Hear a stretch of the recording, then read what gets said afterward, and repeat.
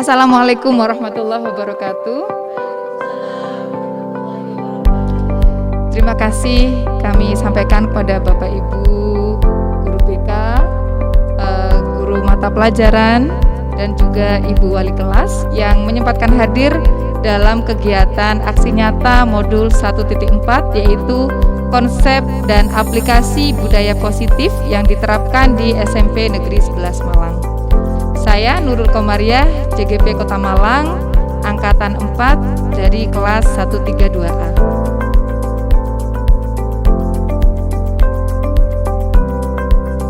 Pendidikan, sebagaimana kita ketahui, sekarang akan diarahkan kembali kepada konsep Ki Hajar Dewantoro, di mana konsep KHD mengacu pada 3 hal, yaitu Ingarso Sungtulodo, Ing Madyo Mangunkarso, dan yang ketiga yaitu Tutwuri Handayani.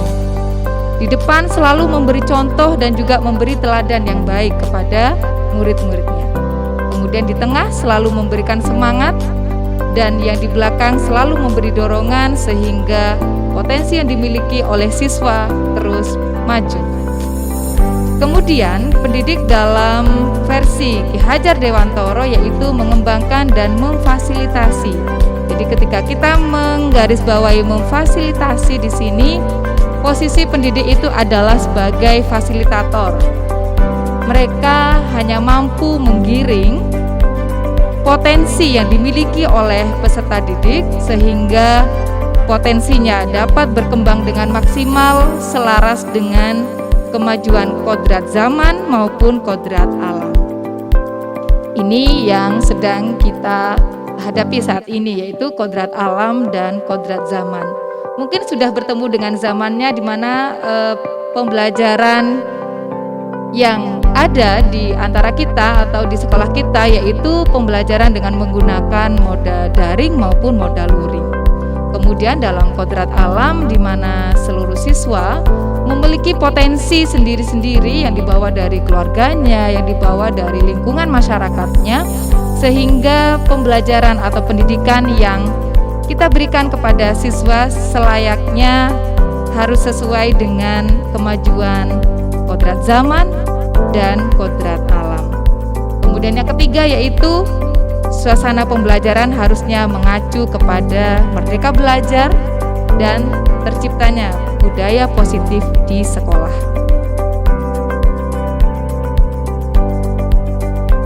Nah, dalam modul kami di pendidikan guru penggerak di angkatan 4 ini, di modul 1 terdapat 4 bagian.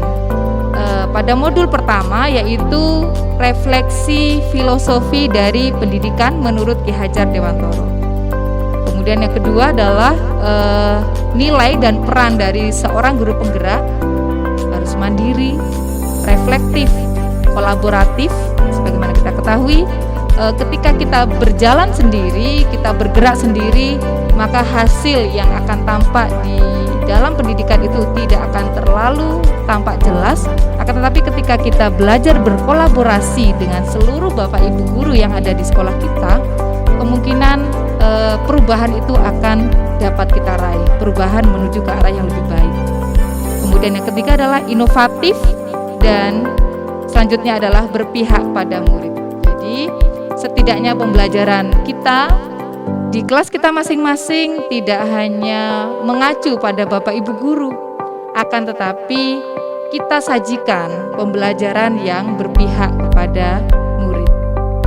Kemudian pada bagian 1.3 yaitu visi dari seorang guru penggerak, di mana visi dari seorang guru penggerak itu dapat mengidentifikasi kekuatan yang dimiliki, sehingga dari kekuatan-kekuatan apapun yang ada pada diri seorang guru penggerak maupun yang ada di dalam sekolah itu bisa dioptimalkan sehingga perubahan menuju lebih baik itu dapat kita capai. Kemudian yang keempat di modul 1.4 yaitu budaya sekolah. Budaya positif yang kita tampilkan, kita sajikan di lingkungan sekitar kita, yaitu di SMP Negeri 11 Malang. Berikut tayangan dari budaya positif yang diterapkan di sekolah. Meliputi yang pertama adalah perubahan paradigma, Kemudian yang kedua adalah konsep disiplin positif dan motivasi. Kemudian yang ketiga yaitu keyakinan kelas. Kemudian yang keempat yaitu pemenuhan kebutuhan. 5 kebutuhan dasar manusia. Kemudian yang kelima yaitu 5 posisi kontrol seorang guru. Kemudian yang keenam yaitu segitiga restitusi. Pada bagian pertama yaitu pada perubahan paradigma. Ketika sebelumnya kita memahami stimulus respon yang kita pahami ketika dalam pembelajaran, misalnya ya, perilaku buruk dilihat sebagai suatu kesalahan, maka harusnya pandangan sekarang kita berubah bahwa semua perilaku itu memiliki tujuan.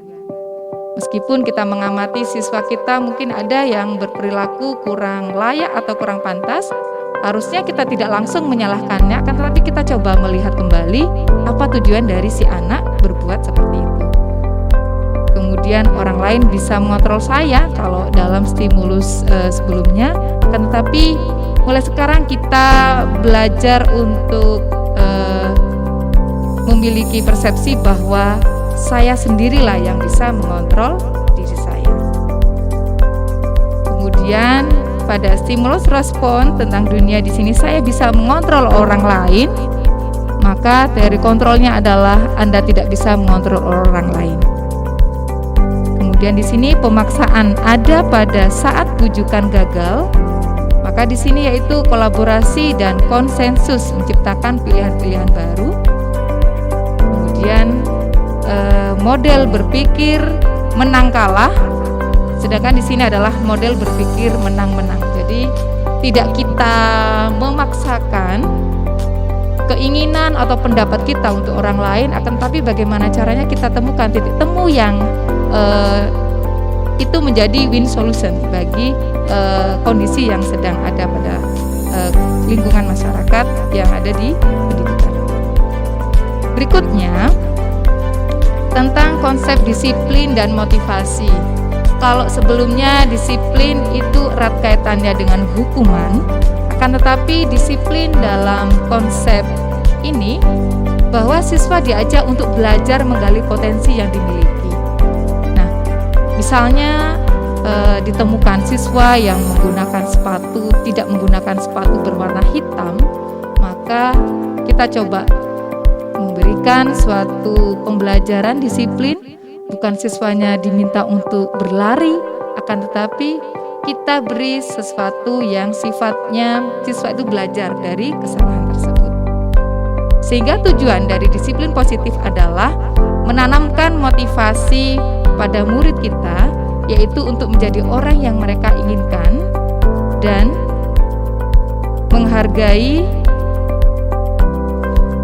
diri sendiri dengan nilai-nilai yang mereka percaya. Nah, selanjutnya yaitu motivasi perilaku manusia. Motivasi perilaku manusia ini bisa terjadi pada guru maupun bisa terjadi pada murid-murid kita. Yang pertama yaitu ketika siswa menunjukkan perilaku tertentu, bisa jadi alasannya yaitu motivasi yang pertama, yaitu untuk menghindari ketidaknyamanan atau menghindari hukuman.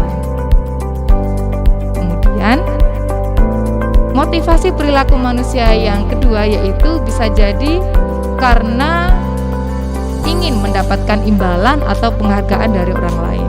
Ini menjadi motivasi dalam berperilaku. Kemudian yang ketiga adalah untuk menjadi orang yang mereka inginkan dan menghargai diri sendiri dengan nilai-nilai yang mereka percaya. Jadi kita belajar melihat murid-murid kita dari berbagai kacamata motivasi, bagaimana mereka berperilaku, sehingga tidak ada istilahnya kita menghukum dari satu pihak saja, akan tapi kita bisa melihat ada motivasi apa di balik perilaku yang muncul dari murid-murid kita tersebut. Kemudian yang ketiga yaitu membuat keyakinan kelas. Keyakinan kelas sebenarnya berupa peraturan-peraturan yang disusun di kelas kita, di mana peraturan itu tidak hanya terfokus dari guru menyampaikan peraturan, akan tetapi siswa boleh boleh mengajukan beberapa peraturan yang akan mereka sepakati dalam satu semester atau dalam 1 tahun pembelajaran. Nah, dalam pembentukan keyakinan kelas di sini, yaitu keyakinan kelas bersifat lebih abstrak daripada peraturan yang lebih rinci dan konkret ya. Kemudian yang kedua yaitu keyakinan kelas bisa berupa pernyataan universal, misalnya disiplin dalam pengumpulan tugas, disiplin dalam berpakaian dan sebagainya.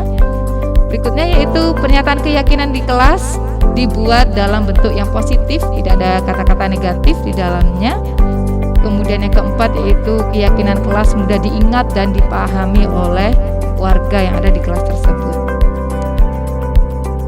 Kemudian yang kelima yaitu keyakinan kelas sebaiknya sesuatu yang dapat diterapkan.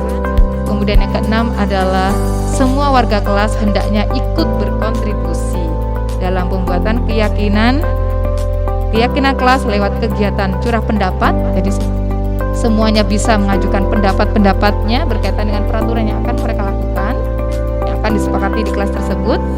Kemudian yang ketujuh yaitu bersedia meninjau kembali keyakinan kelas dari waktu ke waktu. Jadi bisa jadi suatu saat peraturan itu sudah kita tulis di papan tulis, kemudian setelah kita hapus, peraturan itu menjadi terlupakan. Tidak, kita sebagai guru bisa membacakan atau sering mengingatkan kembali terhadap peraturan-peraturan kelas yang telah disepakati sebelumnya. Saya contohkan misalnya sekarang kita sedang berada di awal semester. Ketika berada di awal semester, kita membuat peraturan-peraturan kelas, entah itu jumlahnya ada sekian poin, itu dibuat oleh guru dan dibuat oleh siswa, kemudian disepakati bersama. Ketika terjadi hal-hal yang melanggar keyakinan kelas tersebut, maka kita bisa menggiring siswa untuk mempraktekkan segitiga restitusi yang akan saya sampaikan pada bagian akhir nanti. Berikutnya, 5 kebutuhan dasar manusia.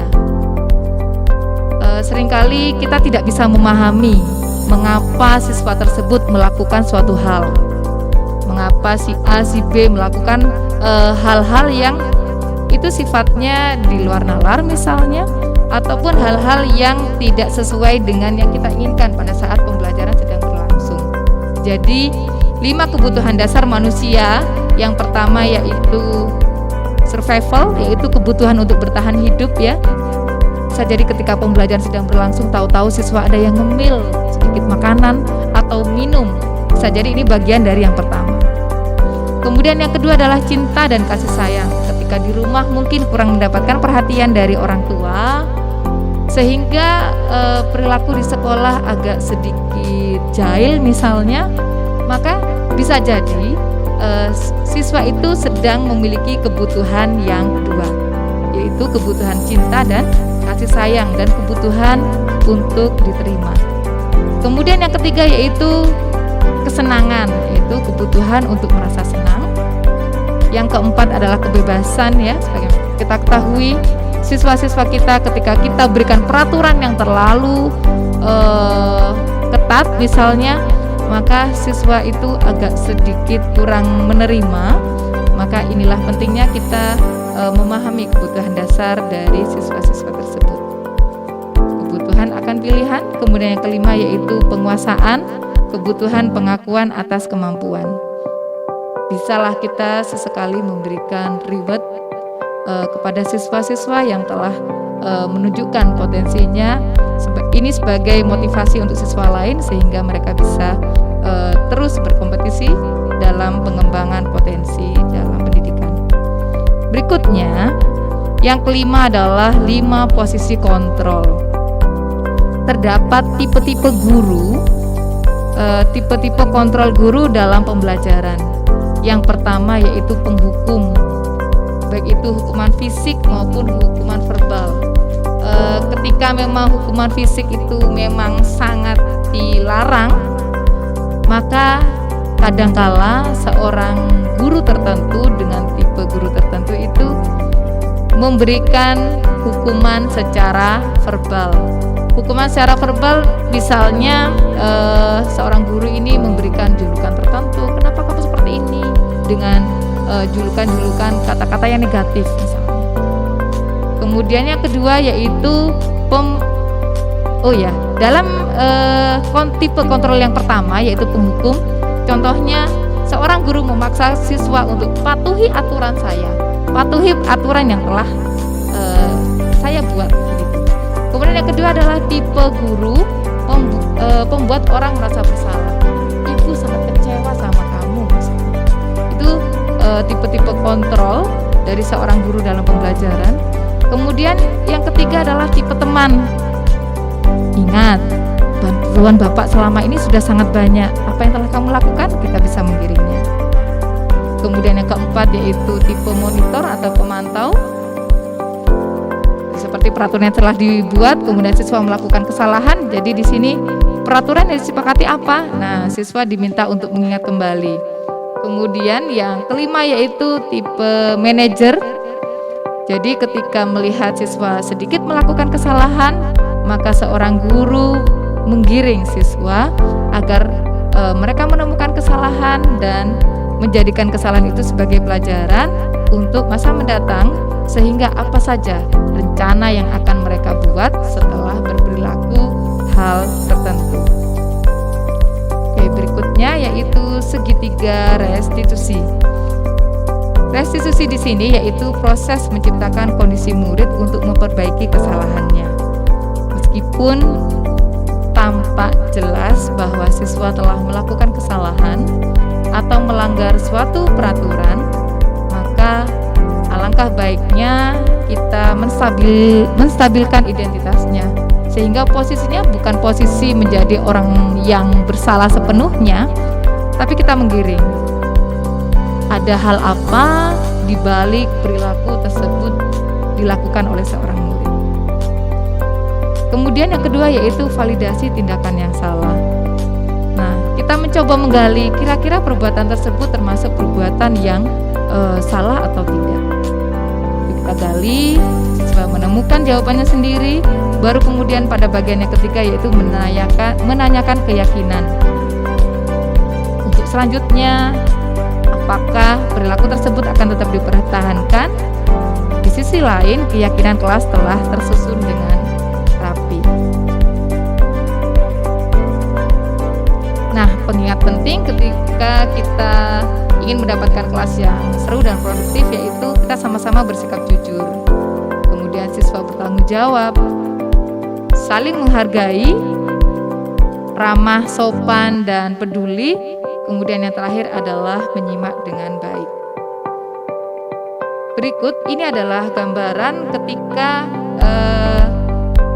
di kelas siswa telah membuat suatu keyakinan kelas, di mana keyakinan kelas itu dibuat lebih abstrak dari peraturan kelas yang diinginkan. Cukup ibu-ibu berada di dalam kelas membuat kesepakatan kelas ini. Siswa digiring agar di semester ini menjadi semester yang lebih baik daripada semester sebelumnya. Dengan menanyakan kira-kira pada semester ini apa saja peraturan yang harus ditaati oleh siswa. Siswa boleh menyampaikan opsinya, kemudian siswa juga boleh menyepakati pada poin-poin apa saja yang diterima oleh siswa sehingga itu dapat diterapkan di kelas. Setelah ditulis di kelas, kemudian ditulis pada bagian ini di papan kecil atau tulis di buku. Dari situ peraturan ini atau keyakinan ini bisa menjadikan kontrol guru ketika seorang murid tidak menjalankan tugasnya sebagai siswa. Misalnya di sini pada bagian peraturan kelas di sini hadir tepat waktu, itu siswa sendiri yang menyampaikan. Berkaitan dengan kehadiran, kalian mau membuat peraturan seperti apa? Semuanya harus hadir tepat waktu. Kemudian disiplin ya, disiplin kehadiran, disiplin dalam mengumpulkan tugas. Jadi ketika ada salah satu siswa yang tidak disiplin dalam pengumpulan tugas, maka kita panggil siswa tersebut, kita mengadakan segitiga restitusi, kemudian kita menyampaikan, ini kan sudah peraturan yang disepakati dalam satu kelas, sehingga sebaiknya warga di kelas itu sama-sama saling mematuhi peraturan yang telah dibuat bersama.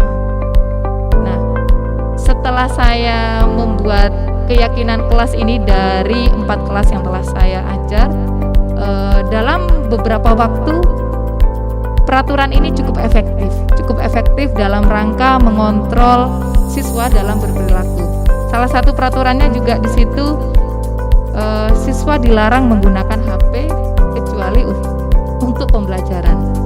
Jadi ketika di tengah-tengah pembelajaran kemudian siswa tahu-tahu ada yang mengeluarkan HP dan kemudian entah menjawab, merespon WA-nya, kita tinggal menunjukkan anak-anak di peraturan tentang HP bagaimana. Maka siswa tersebut langsung meletakkan kembali HP tersebut karena peraturan telah dibuat dan telah disepakati bersama. Ini berkaitan dengan keyakinan kelas yang ada. Selanjutnya kita bisa sharing. Akan tetapi sebelum sharing, saya akan menampilkan praktek restitusi yang telah dilaksanakan.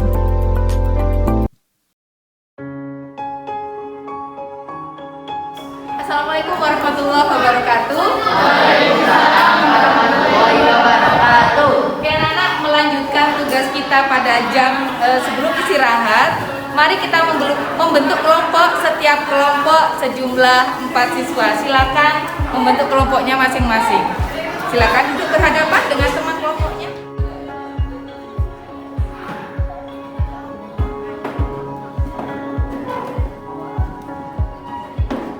Mulai mengerjakan dari lembar kerja yang sudah Bu Nurul bagikan ke kelompoknya masing-masing. Silakan bekerja sama dalam tim di kelompoknya masing-masing. Silakan.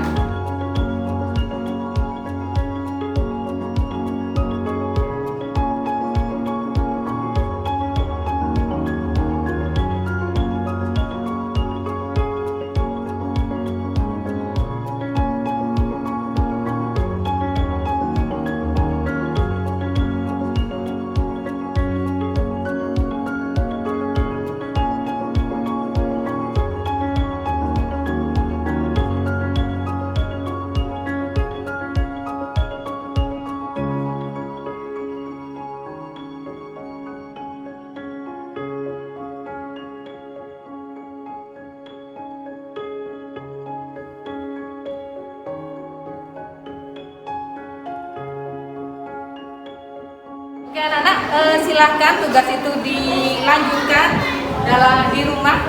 Kemudian jangan lupa 2 hari mendatang kalian setiap kelompoknya harus mempresentasikan. Oke? Siap? Sekian. Wassalamualaikum warahmatullahi wabarakatuh.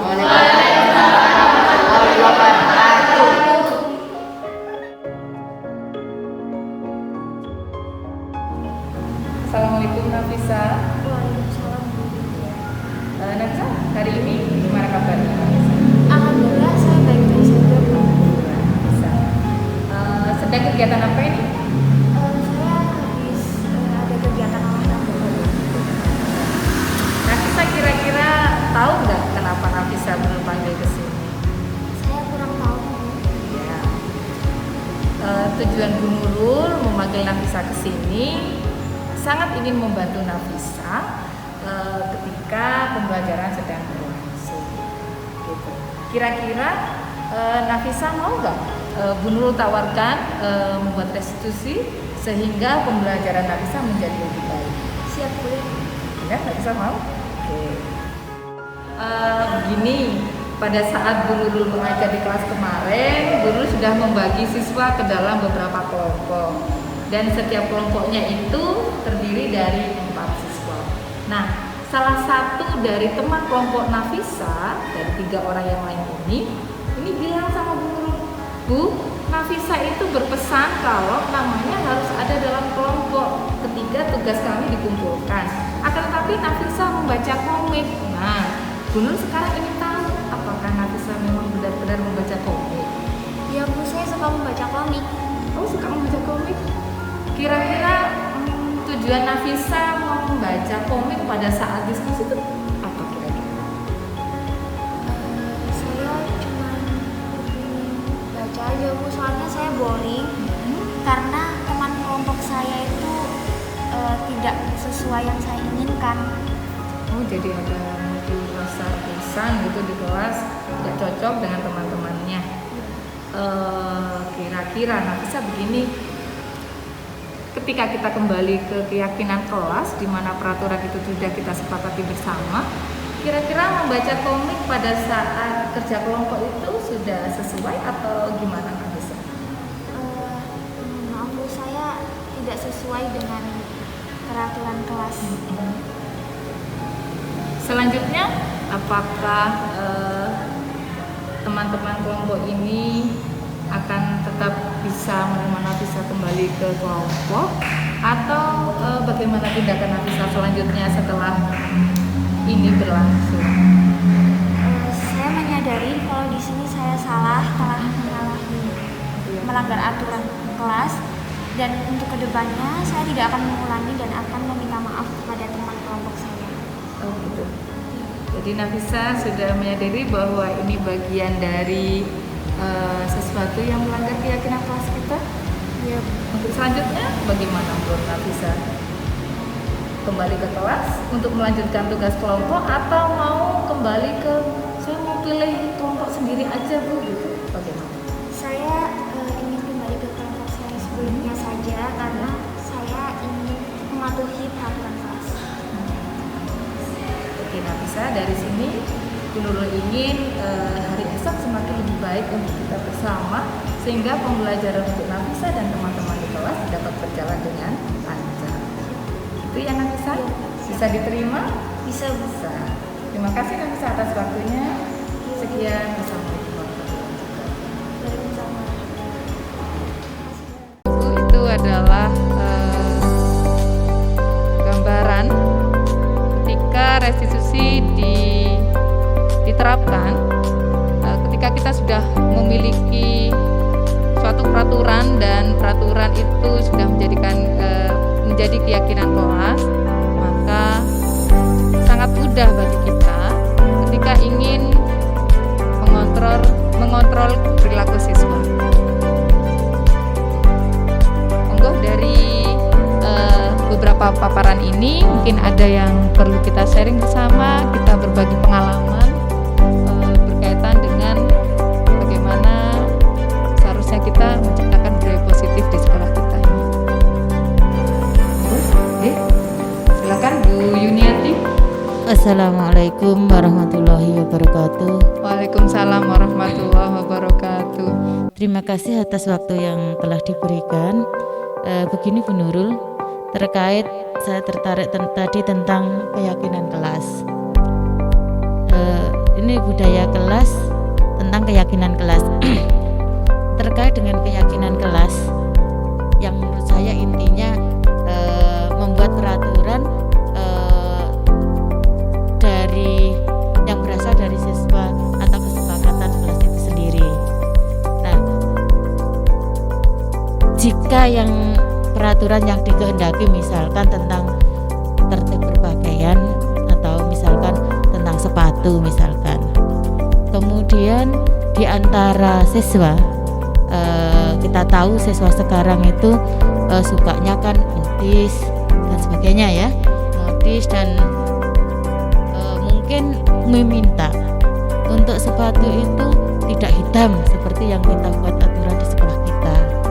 Nah, untuk misalkan seperti itu tadi, apakah untuk mewujudkan merdeka belajar dan berpihak pada siswa sebagai guru, apakah kita harus menyetujui atau kita memberi gambaran manfaatnya kalau pakai seperti itu, kurang lebihnya lah kita menyampaikan ke siswa atau begitu benar. Terima kasih. Wassalamualaikum warahmatullahi wabarakatuh. Berlaku juga untuk yang lain ya, mungkin pakaian yang bebas dan sebagainya. Bu Yuniati, ada tanggapan?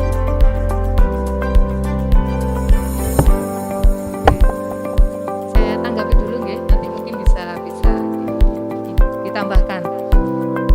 Ya, menarik sekali memang pembahasan tentang sepatu. Ini juga pembahasan yang terus-menerus. Ini bagaimana seharusnya kedisiplinan yang harus diterapkan. seolah-olah sepatu berwarna hitam itu membuat siswa sedikit tidak merdeka dalam tanda kutip. Tapi di sisi lain kita bisa melihat dari segi positif dan negatif ketika siswa kita perbolehkan memakai sepatu dengan warna yang tidak ditentukan. Di satu sisi ketika kita melihat hal positif dari sepatu semuanya harus seragam, semuanya memakai warna hitam polos begitu. Dari situ ketika hal positif di balik sepatu hitam ini lebih banyak positifnya ketimbang negatifnya, maka hal positif di balik ditentukannya sepatu harus berwarna hitam ini harus kita sampaikan kepada siswa, sehingga siswa itu tidak merasa bahwa saya sedang dikekang harus pakai sepatu hitam. Dari pihak sekolah misalnya, ini memang ketentuan sekolah secara umum harus menggunakan sepatu hitam. Dari pihak sekolah ini harus menyampaikan bahwa di balik sepatu hitam terhadap hal-hal positif, diantaranya misalnya satu, mengurangi kesenjangan antara si kaya dan si miskin gitu. Atau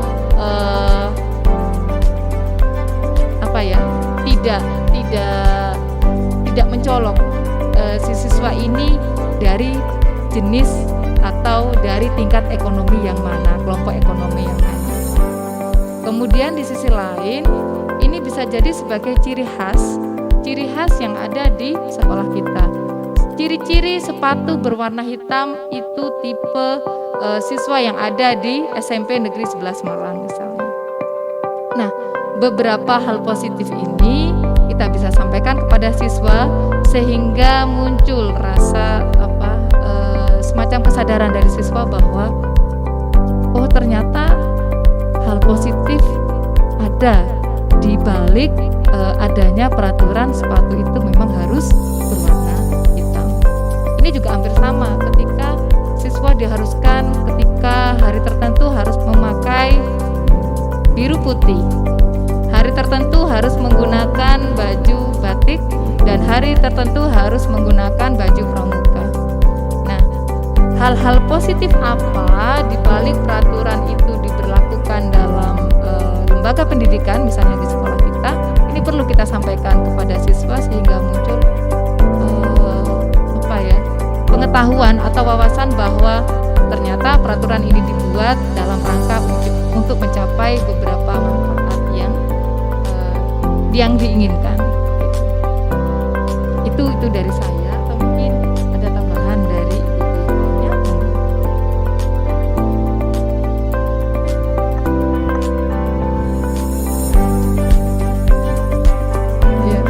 Iya. Assalamualaikum warahmatullahi wabarakatuh. Waalaikumsalam warahmatullahi wabarakatuh. Terima kasih. Kalau terkait dengan sepatu, memang untuk karena anak-anak kan masih dalam proses usia yang memang harus dibentuk ya karakternya. Jadi berseragam sepatu hitam itu seharusnya kita harus menunjukkan itu bukan sebuah pemaksaan, tapi bagaimana melatih kita pada anak-anak, mindset kita anak-anak bahwa seragam uniform itu adalah kita menghindarkan pola pikir kastanisasi ya, gitu ya. Jadi ada kelas masyarakat ekonomi. ya. Jadi itu kita tanamkan. Nanti kalau anak-anak sudah dewasa, sudah bermandiri, sudah gini, akan tiba waktunya anak-anak bisa menunjukkan aktualisasi dirinya sesuai kemampuannya. Kalau terkait sepatu ya benar. Tapi terlepas dari soal itu, saya ingin menyampaikan masalah. Saya tertarik dengan tadi yang Bu Nurul sampaikan bahwa kita akan kembali. Oh, sepertinya belum selesai. Ya, selesaikan dulu. Iya. Iya. Terima kasih tanggapan dari Bu Nurul dan Bu Ani. Saya gini Bu Nurul, maksud saya peraturan tadi, keyakinan kelas tadi kita buat dari siswa ya. Kalau siswa menghendaki seperti itu, berarti maksud saya kita sebagai guru kita sebagai guru itu, apakah kita harus menyetujui mereka? Artinya kalau memang banyak siswa yang menghendaki seperti itu, kita harus menyetujui mereka sebagai wujud merdeka belajar, kemudian dan berpihak pada siswa. Apakah saya harus setuju begitu, ataukah saya harus memberi gambaran dulu, menyampaikan apa yang Bu Nurul sampaikan, anak-anak misalkan seperti ini. Terus yang ini berlanjut ya, dengan demikian peraturan yang ada di sekolah kita tadi ini terkait dengan keyakinan kelas apa enggak? Apa termasuk dengan peraturan di sekolah kita nanti tentang tatar tertib? Kalau sekarang ya adanya tatar tertib itu, apakah nanti juga berasal dari siswa kemudian baru disampaikan ke ini, atau kalau sekarang kan kita yang membuat ya, kita yang membuat kemudian disampaikan ke siswa. Yang intinya diantaranya sepatu harus hitam seperti dan sebagainya itu.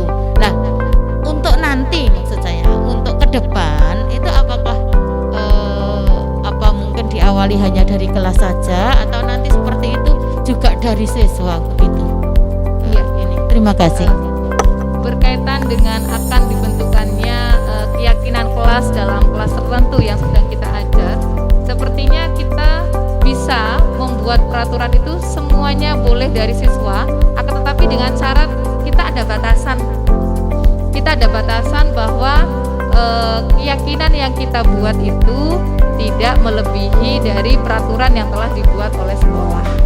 Misalnya dari segi kesepakatan berpakaian atau kesepakatan hadir tepat waktu, dari sekolah itu kan sudah menentukan hadirnya harus jam 7. Maka ketika keyakinan kelas di satu kelas tertentu, kita sepakati aja Bu, kita masuknya lebih siang dan pulangnya lebih awal gitu, karena keyakinan tersebut nantinya bertabrakan dengan peraturan yang dibuat oleh sekolah. Sepertinya pada saat keyakinan kelas ini akan dibuat, kita memberi gambaran terlebih dahulu bahwa terdapat beberapa peraturan yang memang sudah tidak bisa ditawar lagi, dan itu sedang dilaksanakan oleh siswa. Contohnya berkaitan dengan jam belajar mengajar, berkaitan dengan pakaian, berkaitan dengan ketentuan waktu durasi jam pelajaran, semuanya kan sudah tidak bisa ditawar lagi. Kita tinggal membuat peraturan yang sifatnya mendukung terhadap pembelajaran kita, akan tetapi tidak melebihi dari batas-batas mana yang harus dibuat tambahan peraturan baru di kelas tersebut. Sepertinya begitu. Assalamualaikum warahmatullahi wabarakatuh. Waalaikumsalam warahmatullahi wabarakatuh. Ibu-ibu yang saya hormati, terima kasih Bu Nurul atas kesempatannya. Terkait hal ini memang kalau dilihat dari konteksnya adalah keyakinan kelas. Jadi saya lebih pahamnya ini adalah untuk kelas itu bagaimana supaya berjalan dengan baik pembelajarannya. Jadi konteksnya hanya di dalam kelas itu. Jadi setiap kelas A, kelas B itu pasti akan berbeda karena kebutuhannya juga berbeda. Yang ingin saya tanyakan juga Bu Nurul, karena ini keyakinan kelas, kan setiap dari guru di negeri SMP itu kan per mapel. Jadi ada kemungkinan tidak mapel ini keyakinan kelasnya ini 5 gitu, mapel ini hanya 4. Apakah memungkinkan seperti itu? Begitu. Terima kasih. Berkaitan dengan keyakinan kelas, karena memang kelas yang kita ajar juga bertingkat-tingkat dan terdapat beberapa kelas yang sudah kita ajar, bisa jadi memang keyakinan kelas yang dibuat itu berbeda jumlahnya. Akan tetapi lebih baik lagi ketika seorang guru mapel bekerja sama dengan wali kelasnya dan juga bekerja sama dengan guru BK-nya, mengkomunikasikan berkaitan dengan peraturan atau keyakinan atau kesepakatan apa saja yang sudah disepakati di kelas tersebut, sehingga antara guru mapel, wali kelas dan guru BK bisa berjalan beriringan, sehingga tidak ada istilahnya dari satu guru dengan guru yang lainnya membuat peraturan yang kontras gitu, sehingga membuat siswa menjadi bingung gitu.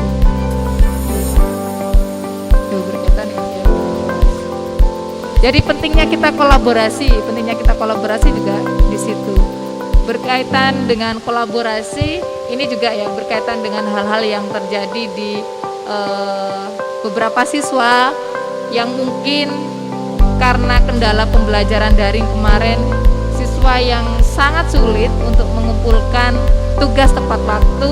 Ini juga pentingnya kita berkolaborasi antara satu guru mapel dengan guru mapel yang lainnya berkaitan dengan penugasan, gitu. Oke. Itu ada tambahan? Menggarisbawahi saja, apa boleh diusulkan untuk pembuatan peraturan kelas menjadi keyakinan kelas itu dibuat di bawah apa istilahnya itu komandonya wali kelas, sehingga itu berlaku untuk semua guru mapel gitu. Ya. Terima kasih Bu atas masukannya. Masukan yang bagus. Sepertinya memang komando wali kelas untuk membuat peraturan sehingga menjadi keyakinan kelas ini dibuat oleh wali kelas, sehingga kita sebagai guru mapel yang lainnya bisa saling mengikuti, sehingga tidak terjadi perbedaan peraturan antar guru dengan guru yang lainnya. Ini dalam rangka sedikit mengikat siswa, bagaimana siswa agar bisa melaksanakan pembelajaran dengan baik dan hasil dari pembelajaran kita dapat berjalan dengan maksimal begitu. Masukan yang bagus akan kami usulkan sebagai bahan pertimbangan. Atau mungkin ada tambahan yang lainnya? Boleh. Kita sharing ya. Terima kasih. Kembali lagi ke saya tadi tertarik dengan pembelajaran akan dikembalikan kepada 3 matra Ki Hajar Dewantoro. Kemudian tadi ada juga yang satu menarik, perubahan paradigma gitu ya. Nah, selama ini 3 matra Ki Hajar Dewantoro ing Arso Sung Tulodo, ing Madya Mangunkarso, Tuturi Handayani, itu seolah-olah itu yang harus dilakukan guru. Ya kan, guru harus jadi contoh yang baik ketika di depan. Guru harus membangun semangat ketika di tengah siswa.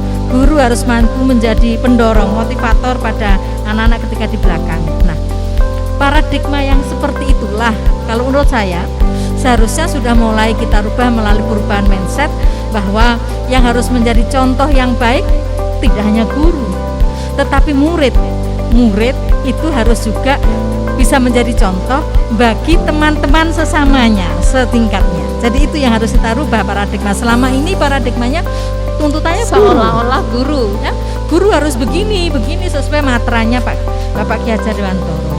Nah, perubahan paradigma itu yang harus mampu kita imbaskan, kita sampaikan ke anak-anak, bahwa yang harus jadi contoh tidak hanya bu guru, bapak guru, anak-anak juga jadi contoh.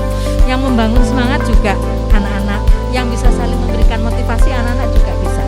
Jadi, nah, perubahan paradigma itu tentu dimulai dari merubah mindsetnya. Nah, ini menurut kalau pandangan pemikiran saya, perubahan mindset itu bisa juga melalui dengan itu tadi, salah satunya pembentukan keyakinan. Nah, selama ini pembentukan keyakinan itu seolah-olah kan murid kalau terlambat, murid nggak boleh terlambat. Kesepakatannya, kalau terlambat nanti ada sanksinya begini, baik itu skup sekolah maupun nanti ada keyakinan kelas. Saya mencoba, kalau saya karena belum muncul istilah keyakinan kelas ya, dulu yang pernah saya lakukan misalnya awal tahun pelajaran itu saya bikin deal dengan anak yang saya ajar. Kalau jam pelajaran saya, kamu terlambat 5 menit, maka nanti ini ada tugas saya, kamu terlambat, penaltinya pengurangan nilai, misalnya begitu. Nah, selama ini keyakinan kelas itu dibuat dengan tuntutan siswa menjadi baik, tetapi kita tidak pernah membangun keyakinan bagaimana dengan kita, dengan guru. Kalau murid terlambat tidak boleh masuk kelas misalnya, murid terlambat sanksinya ini. Tetapi bagaimana dengan kita? Apakah kita juga sudah bisa aplikasikan matra Ki Hajar Dewantoro itu gitu. Jadi saya berpikiran keyakinan kelas itu harus terbangun, meskipun sekarang masing-masing kelas ya, tapi mengacu pada aturan sekolah ya, tetapi harus adil. Keyakinan kelas itu tidak hanya menyorot siswa, tapi juga ayo juga menjadi cermin feedback buat kita. Kalau saya menangkap perubahan paradigmanya harus seperti itu. Yang pertama. Kemudian yang kedua, saya juga tertarik dengan panjenengan tadi menyatakan 5 posisi kontrol. Saya kan ke laras pintas akan mengatakan, oh guru yang baik adalah yang bisa teman, monitor, dan manajer. Bagi saya semua 5 itu baik, harus ada pada guru, tergantung situasionalnya dan bagaimana kondisi anak. Misalnya anak yang luar biasa harus sekali waktu agak kita kerasi, ya sekali waktu kita menjadi penghukum, tetapi bukan adjustment yang mematikan siswa, bukan the killer, tetapi menghukum dalam arti edukasi. Jadi memang kalau sepintas wah sing disenengi anak itu murid karo friendly gitu ya, friendly. Anak-anak bisa kehilangan kesantunan kalau terlalu friendly. Jadi kalau menurut saya 5 itu harus ada semua pada diri kita. Jadi saya misalnya saya katakan oh Bu Ani ngomong lemah lembut, tapi satu ketika saya bisa menjadi sangat keras pada anak-anak pada saat dibutuhkan untuk keras. Jadi untuk 5 kontrol menurut saya 5-5-nya harus ada pada diri kita. Terus ke masalah apa nih, triangle restitution triangle itu kan muaranya harus seperti ini, muaranya harus seperti ini. Nah kembali lagi kepada muara itu, kalau tadi panjenengan ngendikan berpusat pada anak, satu contoh misalnya larangan sepatu hitam, oke, itu memang aturan, ya kita konsekuensi dong. Aturan keyakinan itu juga tidak hanya berlaku untuk guru siswa, guru juga, dan apapun alasannya. Nah itu baru kita bisa dikatakan merubah paradigma, tidak hanya paradigma siswa yang harus kita rubah, tapi paradigma diri kita sendiri juga harus kita rubah. Nah, karena yang saya kadang ada anak kalau kita disuruh pakai sepatu hitam tanpa kita tahu, kadang di belakang kita kan nyeletuk. Ya awak deh gak entuk nggak sepatu ireng, enak guru nih sepatu nih untuk warna-warni.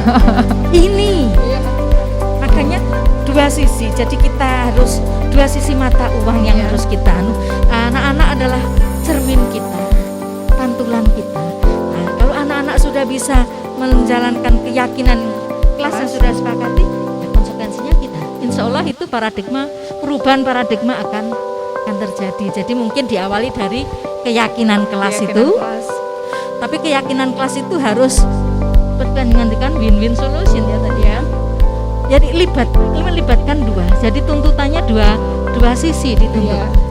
Tidak bisa kita sekarang ngejudge anak sepatuan ireng ini enggak tertib. Lu kita apa sudah 100% sepatu hitam? Kan pertanyaannya kan begitu. Kita ini dinilai oleh anak-anak ternyata. Jadi kadang anak-anak di belakang ada yang lewat sambil nyeletuk. Ya awak dhewe di sita apa nyeker. Gurune tibane yo enek usung sepatune. Sepatune. Yang saya itu yang menarik buat saya pada materi ini, ya ini terkait dengan kembali ke Ki-Hajar, merubah paradigma. Ayo bukan hanya guru tapi murid kita libatkan untuk merubah paradigma. Terus keyakinan kelas itu mari kita bangun, bukan menuntut hanya siswa tapi kita juga ya. Mohon maaf kurang dan lebihnya. Saya juga setuju sekali dengan apa yang disampaikan oleh Bu Ani berkaitan dengan bagaimana seharusnya tidak hanya pihak tertentu yang akan menerapkan konsep Ki Hajar Dewantara ini, akan tetapi seluruh warga sekolah, tidak hanya dari guru, akan tetapi juga dari siswa. Ketika konsep Ki Hajar Dewantara berkaitan dengan 3 hal yang awal tadi, sangat bagus ketika itu kita masukkan dalam keyakinan kelas, di mana siswa di sini ingarso sungtulodo, ing madya mangun karso, dan tuturi handaya ini tidak hanya muncul dari figur seorang guru, akan tetapi juga ayo kita bersama-sama kita munculkan sifat ini sehingga perilaku-perilaku yang mungkin masih perlu menuju kesempurnaan itu bisa terus kita bangun bersama gitu. Nah, selanjutnya berkaitan dengan 5 kontrol. 5 kontrol tipe seorang guru ya. 5 kontrol seorang guru. Penting kiranya kita sebagai pendidik juga harus mengenali dengan siapa kita sedang berbicara. Bisa jadi tipe siswa tertentu, ketika kita terapkan tipe kontrol guru penghukum, maka siswa itu akan istilahnya motung, saya sudah nggak mau sekolah. Akan tetapi berbeda dengan tipe-tipe siswa yang lainnya, kita bisa menerapkan sesuai dengan siapa kita bicara, seperti itu kondisi anak. Jadi apapun tipe kontrolnya, maka kita sebagai guru berkewajiban untuk menyesuaikan diri dulu dengan siapa kita bicara, tipe kontrol yang seperti apa yang akan kita terapkan, sehingga kita tidak salah dalam menerapkan tipe kontrol yang akan kita lakukan untuk si siswa tersebut sesuai kebutuhan, antara penghukum, membuat orang merasa bersalah, posisi sebagai teman, posisi sebagai monitor atau pemantau, kemudian yang terakhir adalah posisi sebagai manajer. Berikutnya berkaitan dengan segitiga restitusi di sini, baik kiranya kedisiplinan itu memang tidak hanya kita wujudkan atau kita berikan, yang harus disiplin adalah siswa, sedangkan guru sendiri tidak disiplin. Itu menjadi sesuatu peraturan yang menjadi tidak adil. Meskipun guru memang menang secara usia, akan tetapi siswa juga dapat menilai diri seorang guru meskipun tidak berani mengutarakannya. Jadi penting kiranya sekolah kita membuat peraturan yang memang itu sifatnya antara menang dan menang, dari segi guru maupun dari siswa. Iya, kita tidak menang otoriti ya, begitu. Iya, begitu. Itu berkaitan dengan konsep segitiga restitusi ini. Semoga kita semuanya bisa saling berkolaborasi dalam rangka mewujudkan Merdeka Belajar, sehingga siswa benar-benar belajar hal baru ketika mereka sedang melaksanakan pembelajaran. Tidak seolah-olah guru datang, pokoknya pembelajarannya adalah ini, kemudian guru berpendapat bahwa siswa ini adalah tabula rasa, semuanya seperti kertas kosong yang perlu saya beri warna, sekarang adalah warnanya siswa ini akan saya buat seperti, semuanya harus jadi seperti padi. Akan tetapi itu sebenarnya kan tidak bisa. Sesuai dengan bakat dan minat yang mereka bawa, sesuai dengan potensinya. Ketika memang benih padi akan tumbuh seperti padi, ketika benih jagung maka akan tumbuh seperti pohon jagung. Itu yang perlu kita kembangkan kembali. Selama ini mungkin konsep KHD sudah sedikit diabaikan, tapi ketika adanya pendidikan guru penggerak ini dalam rangka mewujudkan Merdeka Belajar, konsep-konsep KHD kemudian diangkat kembali dan akan diterapkan di lembaga pendidikan yang ada di Indonesia. Ada tambahan Bapak Ibu? Sudah cukup jelas. Semoga ilmu tentang modul ini bisa bermanfaat untuk kita semuanya, khususnya untuk lembaga kita, sehingga kita bisa mewujudkan Merdeka Belajar sesuai dengan konsep Ki Hajar Dewantoro. Saya ucapkan terima kasih.